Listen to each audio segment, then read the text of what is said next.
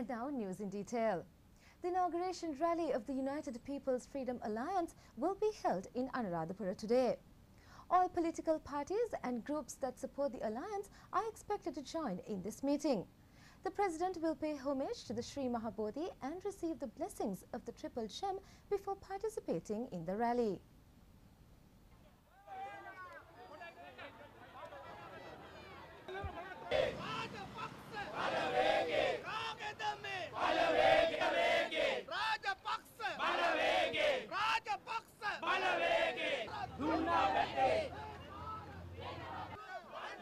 Meanwhile, a mammoth crowd gathered at Rajagiriya yesterday when the President handed in his nominations for the elections. They shouted slogans expressing support to the President and saying in one voice that he would repeat the victory again.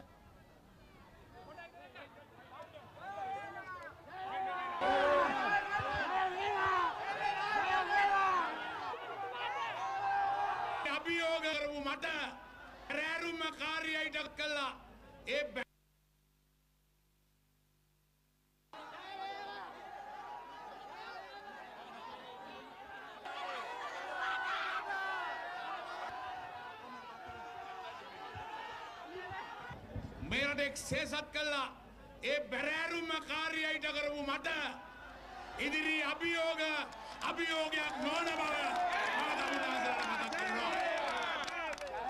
हम बटा दिए निरात संवर्धन एकरांड With crowd present, the President said that future challenges are not a challenge for him, who had discharged the uphill task of uniting the country. He said his main aim now is to develop the country and protect all people and their children and ensure a brighter future for the entire nation.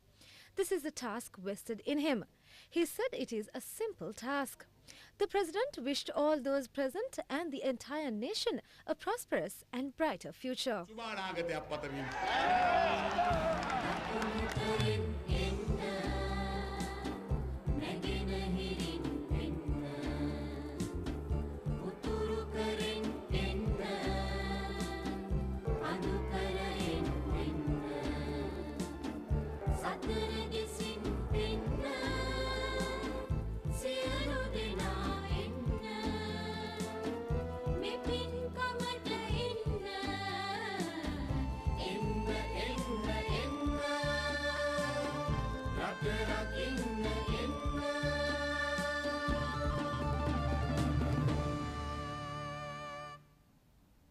In more local stories, Minister Dallas Alahaperimus has said that the President who led victory over terrorism will steer the country towards victory in development as well.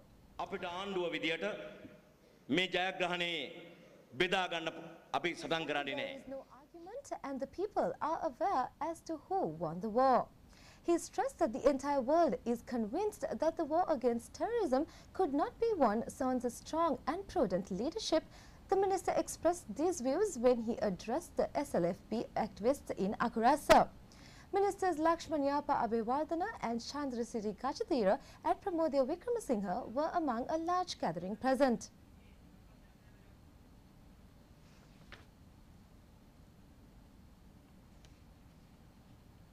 "30 more privileged schools are to provide in the north."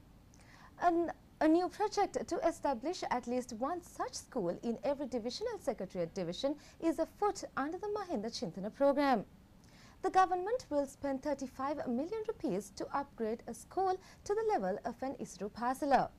A function was held under the patronage of Minister Susil Premachand to upgrade Skandavarodaya Vidyalaya in Jaffna. Ministers Anurup Darshanayapa, Douglas Devananda and Deputy Minister S. Sachinthanandan were present on the occasion.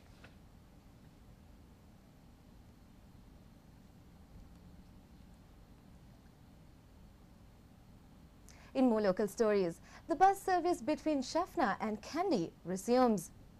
Transport on this A9 highway was suspended due to terrorist activities. The National Transport Commission said the services resumed today with the consolidation of security.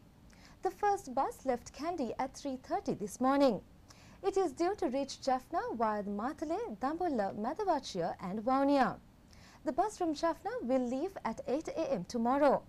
The Transport Board has drawn attention to increasing the number of buses based on the needs of the commuters.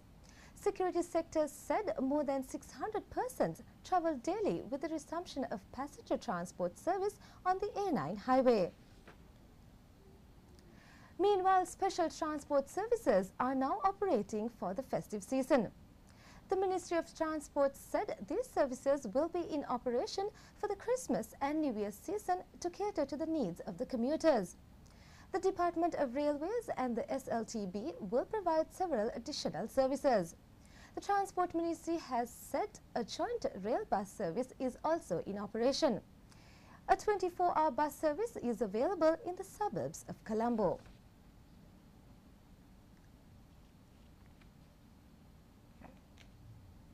The second Sri Lankan manufactured rail bus will start operating from tomorrow.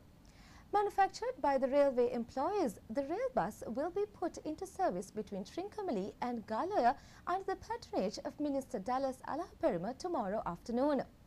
The Department of Railways has modified the 10 rail buses donated by the Indian government to suit the conditions in this country. The first rail bus of this fleet has been put into operation between Batiklo and Galoya. And in more local stories, the funeral of eminent surgeon Deshamanya Dr. P.R. Anthony's will be held at the General Cemetery, Kanatha tomorrow afternoon. He was 98. Born in 1911, he received his basic education at St. Peter's College, Colombo. He entered medical college in 1930 and topped his batch. In 1936, he took up the appointment as a medical officer in the public service. In 1945, he proceeded to the United Kingdom, where he was successful in the fellowship of the Royal College of Surgeons of England, passing both primary and final exams in the first sitting. He turned down a lucrative appointment in the UK and returned to Sri Lanka in 1947. He served in the capacity of consultant surgeon at the General Hospital until he retired in 1971. He received the pinnacle of his surgical career when he performed a 6-hour operation in a desperate bid to save the life of the former Prime Minister S.W.R.D. Bandaranaike. And with that, moving on to international news.